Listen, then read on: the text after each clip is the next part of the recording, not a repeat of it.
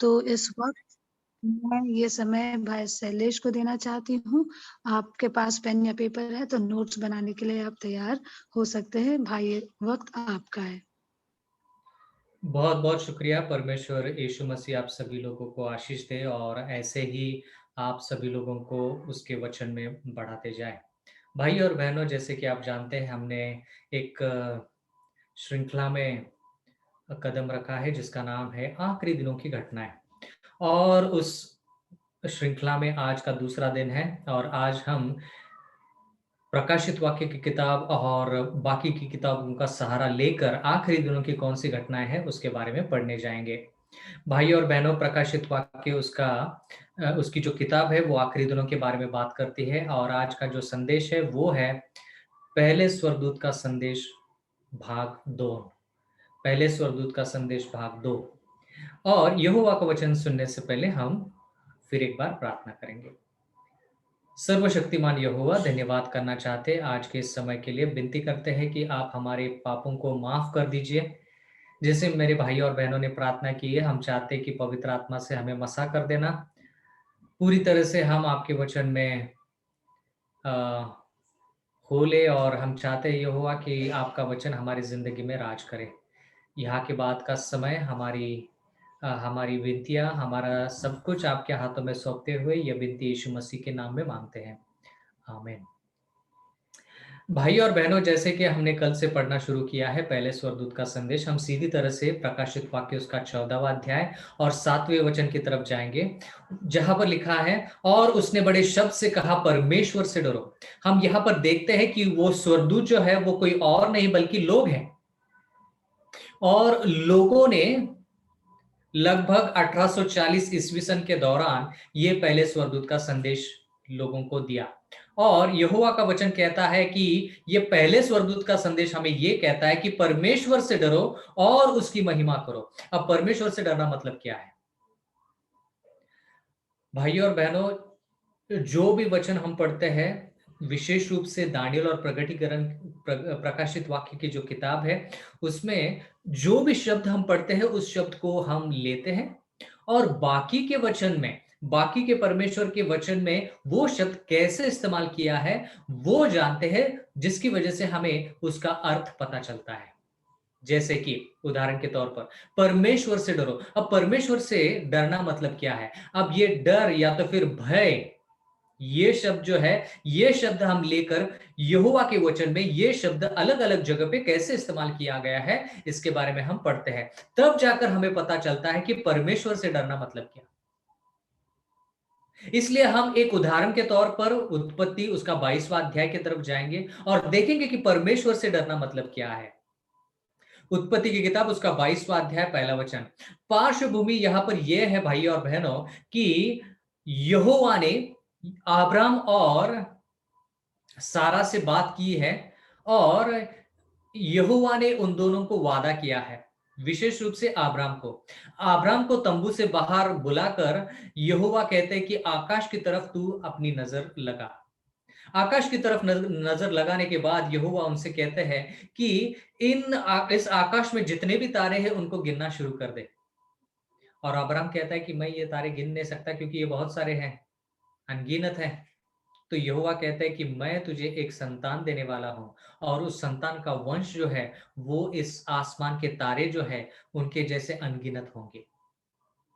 भाई और बहनों, यहोवा का वचन कहता है कि परमेश्वर से डरना मतलब क्या। यहां पर हम एक घटना लेने वाले हैं, एक जो यहोवा के वचन में लिखी हुई एक घटना जो है उसके ऊपर गौर करेंगे और देखेंगे कि यहोवा का वचन परमेश्वर से डरना मतलब क्या है, क्योंकि यह सुसमाचार पूरी दुनिया के लिए है। तो परमेश्वर को डरना ये पूरी दुनिया के लिए हमें समझाना होगा, लेकिन यहोवा के वचन से परमेश्वर का डर क्या है वो हम देखेंगे। उत्पत्ति की किताब उसका 22वां अध्याय पहला वचन। यहोवा का वचन कहता है, इन बातों के पश्चात ऐसा हुआ कि परमेश्वर ने इब्राहिम से कहा, यह कहकर उसकी परीक्षा की कि हे इब्राहिम। उसने कहा, देख मैं यहां हूं। यहोवा का वचन कहता है कि यहोवा ने इब्राहिम, या तो फिर हम अब्राम कह सकते हैं, उसकी जांच करनी चाहिए या तो फिर उसका इम्तिहान लेना चाहा, उसकी परीक्षा की।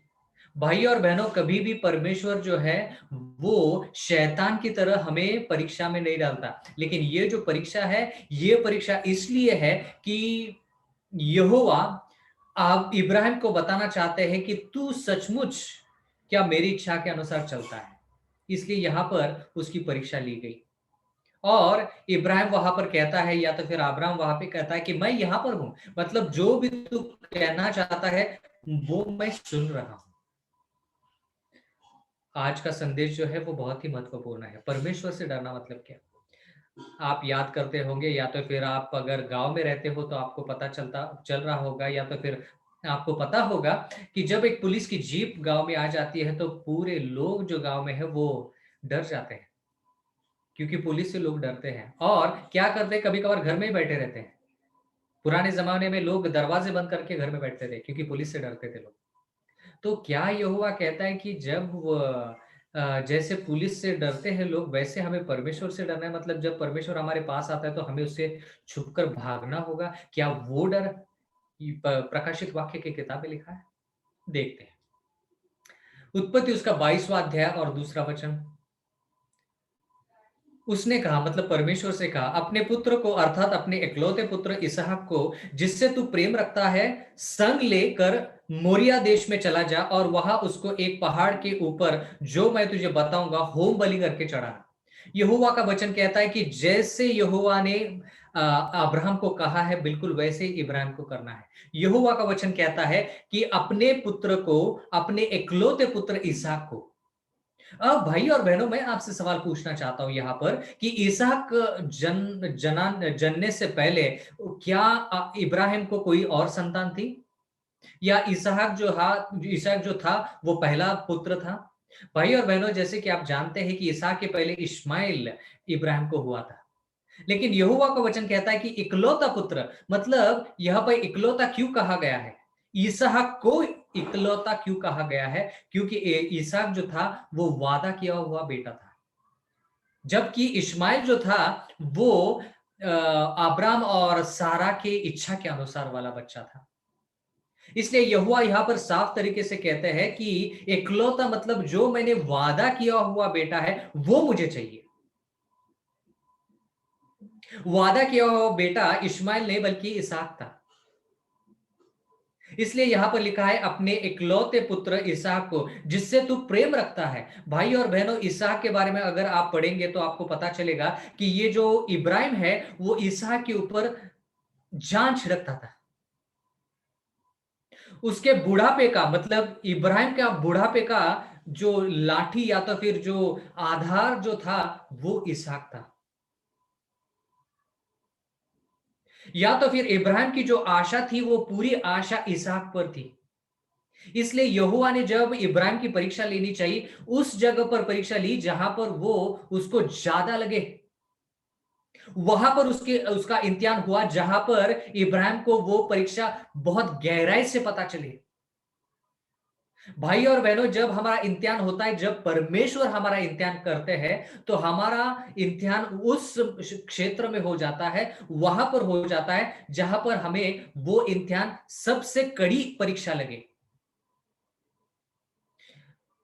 बहुत बार आपने ये बात सुनी भी होगी और आजमाई भी होगी, आपको तजुर्बा भी होगा इसके बारे में। जब परीक्षा किसी इंसान की होती है ना, तो वो सिर्फ एक तरफ से नहीं आती। कभी कभार उस इंसान के ऊपर जब परीक्षा आती है ना, हर तरफ से आ जाती है और एक ही समय में। और वो इंसान कश्मकश में, उलझन में पड़ गिर जाता है और वो कहने लगता है कि मैं किस परीक्षा में अब किस तरीके कौन से परीक्षा को मैं मुंह तोड़ जवाब दूं। और यहां पर इब्राहिम की जो परीक्षा हुई है वो वहां पर हुई है जहां पर उसका दिल, जहां पर उसका मन पूरी तरह से जकड़ चुका है। भाई और बहनों, जो चीज आपको सबसे पसंदीदार है वहां पर आपका इम्तिहान हो जाता है हमेशा। वो इम्तिहान कैसा, जहां पर आपको उस चीज में दिलचस्पी ना हो और यहोवा आपसे वो चीज मांगे, वो इम्तिहान ही क्या। यहोवा का वचन कहता है इसहाक को, इब्राहिम को, इब्राहिम मैं जानता हूं कि तू किससे प्यार करता है, मुझे वही चीज चाहिए।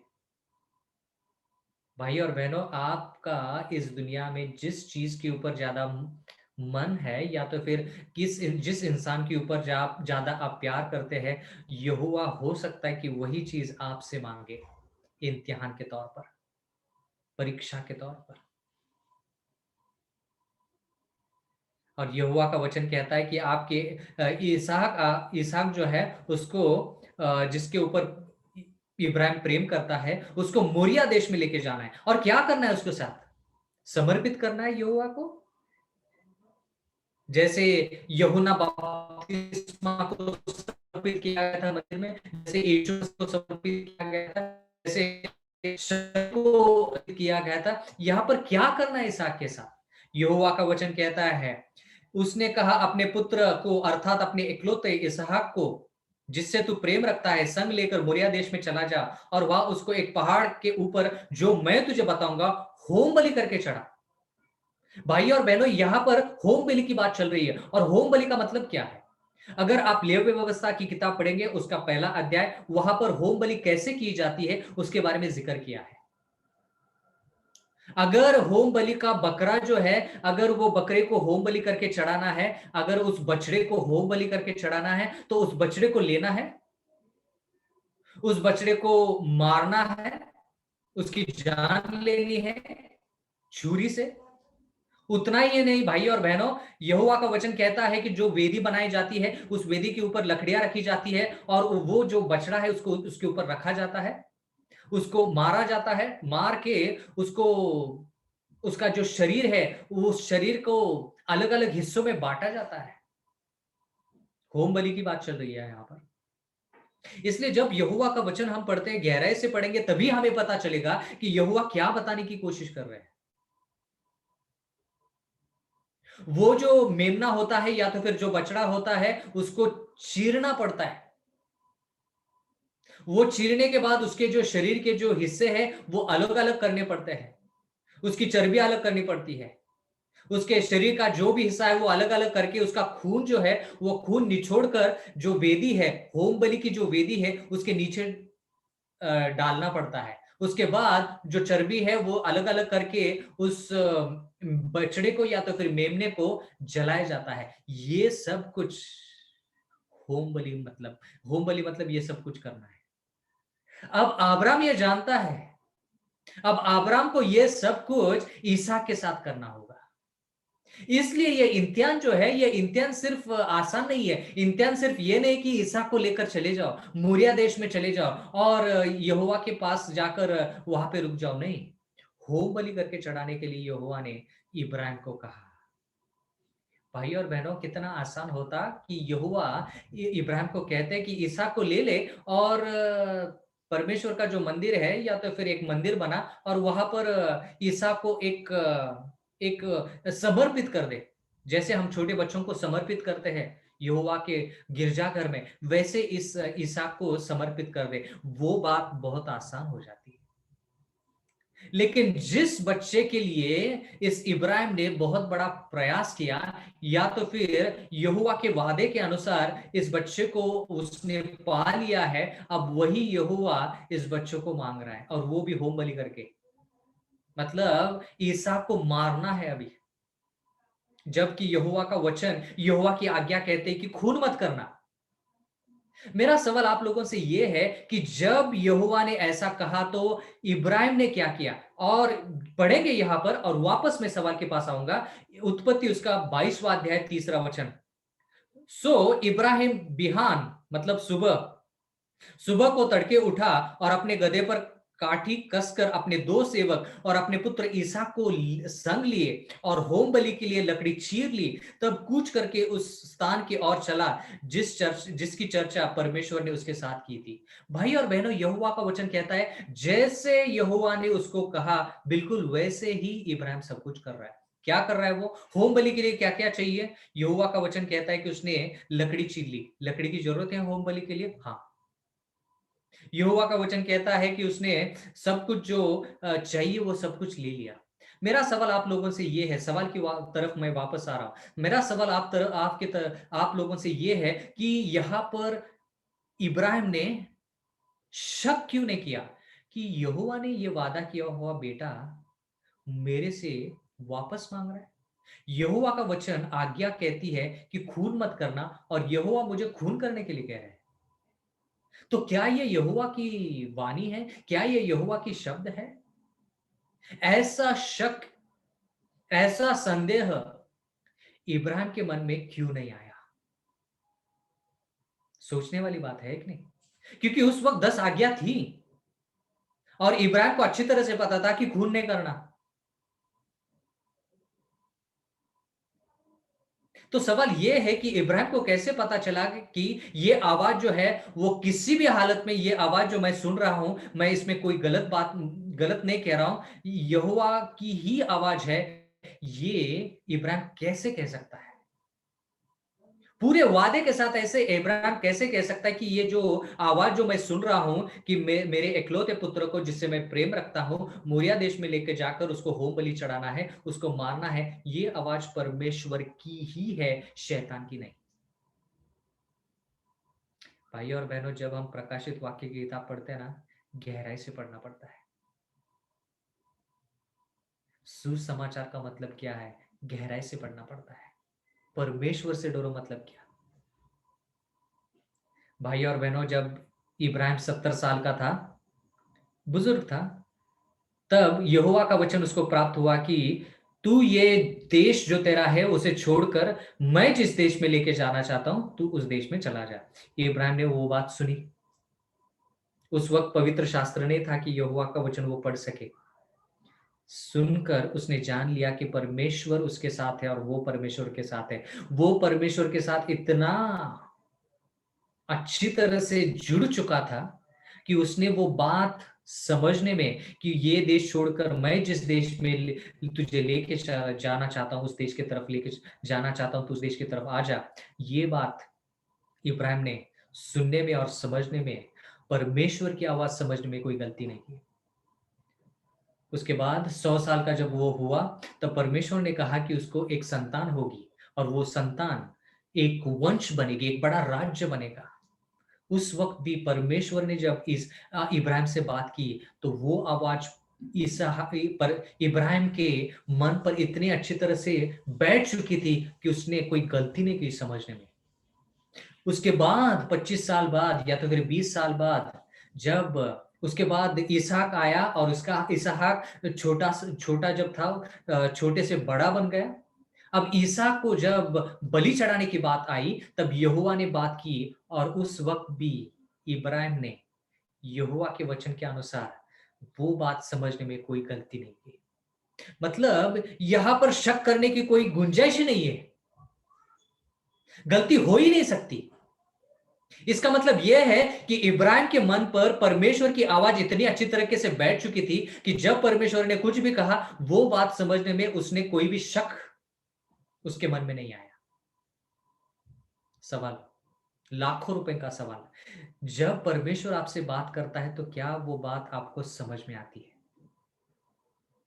या आप सोचते कि मैं परमेश्वर का वचन तो पढ़ रहा हूं लेकिन मुझे समझ में नहीं आ रहा है? और परमेश्वर की आवाज अगर हम नहीं सुनते तो परमेश्वर को किसी और के जरिए हमें बताना पड़ता है कि ये सही है, वो गलत है, अपना रास्ता बदल दे। भाई और बहनों, यहोवा का वचन कहता है कि उस जो जैसे कहा वैसे परमेश्वर की इच्छा के अनुसार उसने किया। तब शैतान उसके पीछे, किसके? इब्राहिम के पीछे। इब्राहिम इब्राहिम, परमेश्वर का वचन कहता है कि खून मत करना और तू खून करने जा रहा है। शक।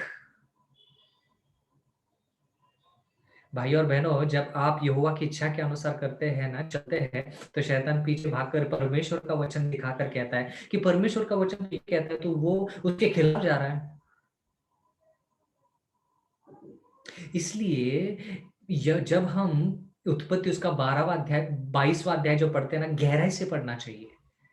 छोटे बच्चों की जब कहानी का समय आता है ना, तो हम कहते हैं कि इब्राहिम ने इसहाक को लिया और उसको लेके गया, उसका दिल बहुत दुखी था, ये बाकी की ये सब चीजें हैं, लेकिन बाकी की चीजों के बारे में क्या? 9वां वचन, उत्पत्ति उसका 22वां अध्याय 9वां वचन, सो वे दोनों संग संग आगे चलते गए और वे उस स्थान की जो को जिसे परमेश्वर ने उसको बताया था पहुंचे। तब इब्राहिम ने वहां पर वेदी बनाकर लकड़ी को चुन चुन कर रखा और अपने पुत्र इसहाक को बांध कर वेदी पर की लकड़ी के ऊपर रख दिया। मतलब जैसे होम बलि चढ़ाई जाती है, बिल्कुल वैसे अब इब्राहिम को इसहाक के साथ करना होगा। भाइयों और बहनों, अगर आप यहोवा का वचन गहराई से पढ़ेंगे तो इब्राहिम ने बहुत बार परमेश्वर से प्रार्थना की चलते समय, परमेश्वर मैंने लकड़ी चीर के लिए है, मैंने गधे को लिया है, मैंने 2 सेवक लिए हैं, मैंने इसहाक को लिया है, कम से कम अभी तो ये इम्तिहान जो है, परीक्षा जो है वो खत्म कर दे, रुकवा दे। बहुत बार उसने परमेश्वर से ये सवाल पूछा, लेकिन परमेश्वर ने ना नहीं कहा। परमेश्वर ने कहा नहीं आगे चल। परमेश्वर ने कहा नहीं चल आगे चल। परमेश्वर मैंने वेदी बनाई है, उसके ऊपर ऊपर लकड़ी चुन चुन कर चीर के जो लकड़ी ली है उसको रचा है, मैंने सब कुछ तैयार किया है, अब तो कम से कम वो इम्तिहान रुकवा दे। परमेश्वर ने इब्राहिम का वो इम्तिहान वहां पर नहीं रुकवाया। भाई और बहनों, यहोवा का वचन कहता है कि उसने उस इसहाक को, अपने इकलौते पुत्र को, उस वेदी के ऊपर, उस लकड़ियों के ऊपर रखा। उत्पत्ति उसका 22वां अध्याय 10वां वचन। और इब्राहिम ने हाथ बढ़ाकर चूरी को ले लिया और अपने पुत्र को ताकि बलि करे। मतलब छुरी उठाई उसने।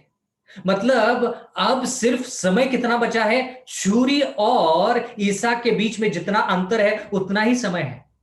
छुरी जब ईसा के पास पहुंच जाएगी, ईसा मर जाएगा और बात खत्म। लेकिन लाखों रुपए का सवाल यहां पर यह है कि ये जो छुरी उठाने तक इब्राहिम का जो इम्तिहान है वो इम्तिहान लिया गया। मेरा सवाल आप लोगों से यह है कि इब्राहिम ने यह बड़ा कदम कैसे उठाया और क्यों उठाया। हम कहते हैं कि इब्राहिम जो है वो विश्वास करने वालों का पिता है। क्यों हम कहते हैं? सिर्फ उसने इसहाक को लिया इसलिए, वेदी के ऊपर रखा इसलिए, सिर्फ चूरी उठाई इसलिए? भाई और बहनों, यहोवा का वचन गहराई से पढ़ेंगे तो बात इससे बढ़कर है। हम वापस जाएंगे, पार्श्वभूमि देखेंगे कि इस इब्राहिम ने इतना बड़ा कदम क्यों उठाया, वो इसहाक को बलि चढ़ाने के लिए कहां क्यों पहुंचा। भाई और बहनों, अगर आप पहले वाले अध्याय पढ़ेंगे तो आपको पता चलेगा कि यहोवा ने वादा किया था। क्या वादा किया था? कि इसहाक जो है वो एक बड़ा वंश, एक बड़ा राज्य बनेगा। कैसे? आसमान के तारे जितने हैं उतना बड़ा उसका वंश बढ़ेगा। ऐसा वादा परमेश्वर ने इब्राहिम को किया था इसहाक पैदा होने से पहले। तो वो वादा इब्राहिम के मन में, इब्राहिम के जहन में बहुत अच्छी तरीके से बैठ चुका था। तो इब्राहिम ने सोचा, गौर गौर से सुनिए, सब लोग गौर से सुनिए। इब्राहिम ने कहा कि अगर परमेश्वर ने वादा किया है कि इसहाक से बड़ा वंश आने वाला है, एक बड़ा राज्य स्थापित होने वाला है, तो अगर इसहाक को मैं मार भी देता हूं, होम बलि करके चढ़ा भी देता हूं, तो परमेश्वर को इसहाक को जिंदा करना होगा। इब्राहिम ने सोचा कि परमेश्वर अगर होम बलि करके भी इसे मांगते हैं और होम बलि करके मैं उसे चढ़ा भी देता हूं, वो मर भी जाता है, तो इब्राहिम कहता है कि इसहाक को, परमेश्वर को इसहाक को जिंदा करना ही होगा। क्यों? क्योंकि उसने इसहाक के जरिए एक बड़ा वंश का वादा किया है। तो अगर इसहाक मर जाएगा तो वंश कहां से आएगा? ये इब्राहिम को अच्छी तरह से पता है, क्योंकि उसको इसहाक जो मिला है वो 100 साल की उम्र में मिला है। तो उस वक्त तक उसका कोई वंश नहीं था। तो वो अच्छी तरह से जानता है कि वंश जिंदा रहने से ही वंश बढ़ता है। अगर इसहाक जिंदा रहेगा तो ही वंश बढ़ेगा। अगर इसहाक मर जाता है तो यहोवा को उसको जिंदा करना होगा, करना ही होगा, नहीं तो वंश नहीं बढ़ेगा। ये इब्राहिम को अच्छी तरह से पता है। इसलिए इब्राहिम ने कहा कि भले यहोवा मुझसे इब्राहिम इसहाक को होम बलि करके मांग रहे हैं, मैं होम बलि करके चढ़ाऊंगा, क्योंकि मैं जानता हूं अगर मर भी जाता है इसहाक तो उसको जिंदा करना होगा। अब पता चला कि इब्राहिम को लोगों का, मतलब विश्वास करने वाले लोगों का पिता क्यों कहा गया, इसी चीज की वजह से। सिर्फ उसने इसहाक को लिया इसकी वजह से नहीं, बात बढ़कर है, बात बढ़कर है। भाई और बहनों, इसीलिए मैं कह रहा हूं कि इब्राहिम का जो विश्वास है ना, वो बहुत बड़ा है। अगर इसहाक मर भी जाता है तो परमेश्वर को उसको जिंदा करना होगा। क्यों? क्योंकि परमेश्वर ने उसे कहा है, मुझे वादा किया है, तंबू से बाहर निकालकर मुझे तारे दिखाए हैं, आसमान के तारे दिखाए हैं। यहोवा ने मुझसे वादा किया है कि वो वंश बढ़ने वाला है, तो इसहाक जिंदा होगा। इसे कहते हैं विश्वास। मतलब जो बातें यहोवा ने उसको पहले कही थी, इस दौरान वो बातें वो भूला नहीं। जो वादा यहोवा ने परीक्षा के पहले की थी, वो वादा इब्राहिम ने परीक्षा के वक्त अच्छी तरह से दिमाग में रखा। जब हमारे ऊपर इम्तिहान आता है ना, तो वादे जितने भी परमेश्वर कर चुका है, वो वादे याद नहीं रहते। हम सिर्फ समस्या के ऊपर ज्यादा ध्यान देते हैं। भाई और बहनों, अगला वचन पढ़ेंगे, उत्पत्ति उसका 22वां अध्याय 11वां वचन। तब यहोवा के दूत ने स्वर से उसको पुकार के कहा, हे इब्राहिम, हे इब्राहिम। उसने कहा, देख मैं यहां हूं। 12वां वचन, उसने कहा, इस लड़के पर हाथ मत बढ़ा, ना उससे कुछ कर, क्योंकि तू ने जो मुझसे अपने पुत्र वरना इकलौते पुत्र को भी नहीं रोक छोड़ा। मतलब स्वर से वाणी क्या आ जाती है? मैं यहां पर आपसे कहना चाहता हूं, इब्राहिम से कहा जाता है कि इब्राहिम, इस लड़के के ऊपर हाथ मत बढ़ा। क्यों? क्योंकि मैं जान चुका हूं। क्या जान चुका हूं? कि तूने इस इकलौते पुत्र को मुझसे अलग नहीं किया, या तो फिर इकलौते पुत्र को बचा के नहीं रखा। मतलब क्या? यहां पे लिखा है कि वरन अपने इकलौते पुत्र को भी नहीं रख छोड़ा। मतलब क्या? भाई और बहनों, सवाल पूछना चाहता हूं, सवाल पूछना चाहता हूं।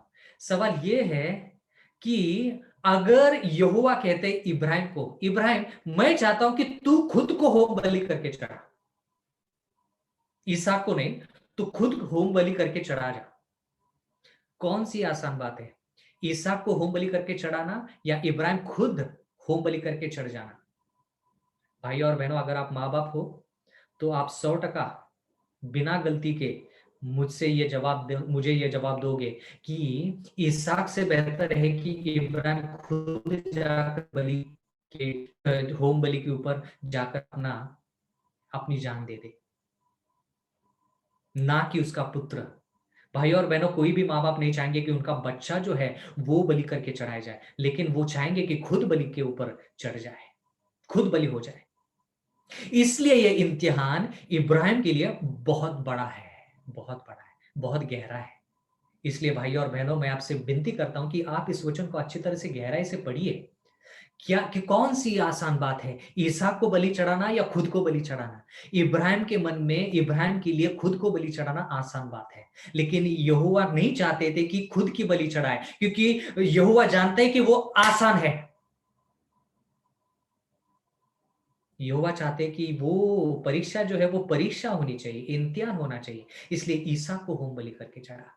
और यहोवा का वचन कहता है, आखिरी वाक्य पढ़ रहा हूं, उत्पत्ति उसका 22वां अध्याय 12वां वचन। यहाँ पे लिखा है, इससे मैं अब जान गया हूं कि तू परमेश्वर का भय मानता है। मतलब क्या? अब मुझे पता चला, इससे मुझे पता चला कि तू परमेश्वर से डरता है। परमेश्वर से डरना मतलब सब कुछ जो हमें पसंदीदार चीजें हैं, जिससे हम प्रेम रखते हैं, वो चीज परमेश्वर को समर्पित करना, परमेश्वर की होम बलि के ऊपर चढ़ाना, उसे कहते हैं परमेश्वर का डर। परमेश्वर का डर मतलब उसकी आज्ञाओं का पालन करना। परमेश्वर से डरना मतलब परमेश्वर ने जो कुछ मांगा है वो सब कुछ उस बलि की वेदी पे रख देना, उसे कहते हैं परमेश्वर से डरना। भाई और बहनों, अब्राहम ने इसहाक को बलि के वेदी पे चढ़ाकर सब कुछ जो है ना, वो बलि के वेदी के ऊपर लगा दिया। इससे परमेश्वर कहता है, अब मुझे पता चला, अब तक नहीं लेकिन मुझे पता चला कि तू परमेश्वर से डरता है। तो क्या करता है? परमेश्वर से डरता है। उसने आज्ञाओं का पालन किया, जैसे परमेश्वर ने कहा वैसे। एकलौता पुत्र लिया, जिससे प्रेम करता है उसको लिया, हो मोरिया देश में चला गया, होम बलि करके चढ़ाने की पूरी मतलब सब कुछ किया। उसने छुरी उठाई भी ली थी, मतलब क्या, वो बलि चढ़ाएगा, वो बलि चढ़ाएगा। ऐसा नहीं करेगा कि छुरी यहां तक लाकर रखेगा, बलि चढ़ाएगा वो। क्यों? क्योंकि परमेश्वर ने वादा किया अगर वो मर भी जाता है तो उसको परमेश्वर को जिंदा करना होगा। इसे कहते हैं विश्वास। जब हमारे मन में ऐसा विश्वास आएगा तब जाकर हम परमेश्वर को, परमेश्वर का वचन का अनुकरण कर पाएंगे, और तभी जाकर आज्ञा पालन होगा। और तब जाकर पहले स्वर्गदूत का जो सवाल है, या तो फिर जो वचन है परमेश्वर से डरो, वो परमेश्वर से डरना हमारी जिंदगी में पूरा होगा। क्या आप परमेश्वर से जैसे इब्राहिम डरता है, क्या आप वैसे डरते हैं? मतलब सब कुछ क्या आपने वेदी पर रखा है? अगर आपने सब कुछ उस होम बलि की वेदी पर रखा हो, तब जाकर आपको पता चलेगा कि परमेश्वर से डरना मतलब क्या है। परमेश्वर आप सभी को आशीष दे। आमीन।